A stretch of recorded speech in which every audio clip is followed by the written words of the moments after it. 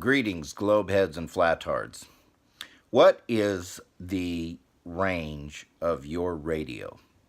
The radio you have in your car, your clock radio on your bedstand, what is its range?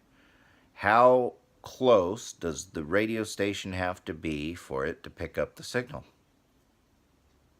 Or if you have a television that doesn't have cable, that's hooked up to rabbit ears or an antenna on the roof, what is the range of that television? What if I told you that in both cases, that was the wrong question?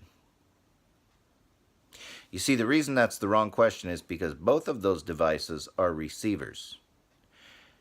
A signal hits that receiver, and as long as that signal has the right strength in the right frequency for that receiver to be able to decipher and turn into a sound in the form of a radio or a picture with sound when we're talking about your TV, as long as that happens, it's going to work. And it doesn't matter, the receiver doesn't care how far that signal came from, as long as a strong enough signal reached it. So the real question is, what is the range of the transmitter, not the receiver? And now this can be affected by all kinds of things. In the case of FM radio, FM is line of sight. So if your tower's higher, the signal will reach further. If your signal is stronger, it'll travel further. You get a little bit of refraction, diffraction, polarization, a whole bunch of different things affect how that radio wave propagates. And I could make a video an hour long about radio wave propagation because it was something that I did in the military, but that video would put you to sleep.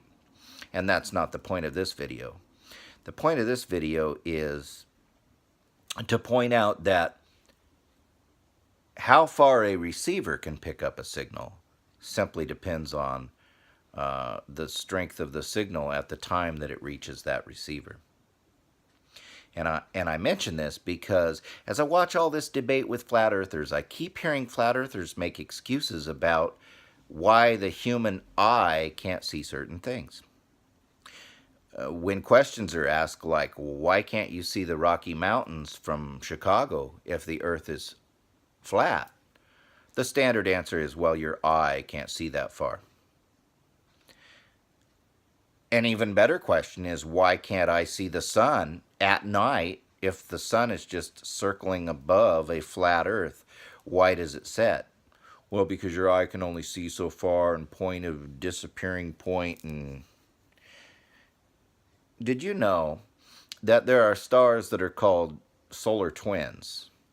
These are stars that are so much like our sun that they compare them to our sun in size, in brightness, in color, in mass.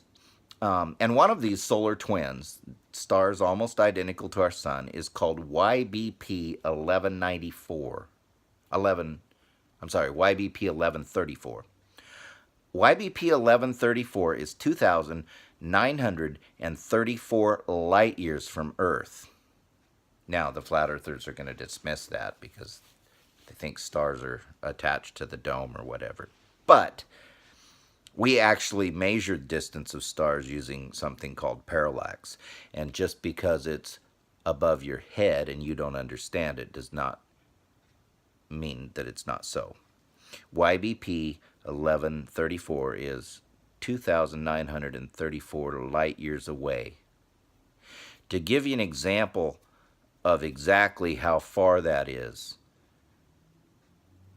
the sun is 8 light minutes away. That light travels 93 million miles in 8 minutes. And yet we can see with the naked eye a star whose light has traveled 2,934 years. It's about the same size and shape and color and brightness as our sun. But enough photons from that star hits your eye, that if you're out of the city and away from light pollution, your eye will detect it, and your brain will then turn it into an image. Your eye is a receiver. And as long as enough photons hit it, you will see a picture. Now, in the case of the sun, let's go to the flat Earth model. Now, I use the term model really loosely. Flat Earthers don't have a model. They'll make an excuse that they don't have to prove anything. It's our burden to prove the globe, which is a really, really dumb excuse, because when 99.99% of the people on the planet all understand one thing, and science all supports a certain thing, and you're the one with the extraordinary claim, you're the one that has the burden of proof. And extraordinary claims demand extraordinary proof. But the real reason why there's no flat Earth model is because flat earthers know that if they build a model and say this is exactly how the flat Earth works, that it would be really easy to debunk. If you tell me this exact place of the sun in the sky, all I got to do is go to 3 different locations, measure the angle of the sun in the sky, and I can blow your whole model out of the water. So there is no model. But most flat earthers agree that the sun is somewhere between 3,000 and 5,000 miles above the Earth. So we'll just split the difference and call it 4. Now, if the sun is 4,000 miles above the Earth, and it's circling around the North Pole, then if you're standing on the equator, and we're going to assume it's the equinox, so the sun is traveling directly above the equator. If you're standing on the equator looking north, across the North Pole, the sun is 12,000, well, the other side of the equator on the other side of the Earth is 12,400 miles roughly away from you. The sun being 4,000 miles above that, if you calculate the hypotenuse, the sun would be somewhere around 13,000 miles and change away from you. So this sun that burns literally as bright as day at noon when it's 4,000 miles away from you, suddenly leaves you in pitch blackness when it's 13,000 miles away,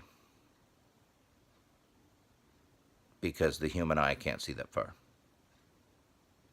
Can you see what kind of utter nonsense this is? By the way, let's go back to the excuse for the Rocky Mountains from Chicago. That's not 4,000 miles away. But I can see the sun at noon, which is 4,000 miles away, but I can't see the Rocky Mountains on a flat surface because they're too far away. And they're not 4,000 miles away from Chicago. Can you see the problem here? No one has ever successfully explained to me how the sun can set on a flat Earth. And you don't start talking to me about perspective, because it's easy to calculate the angles. If it's 4,000 miles up, approximately 13,000 miles away, there's no reason why that would be below the horizon.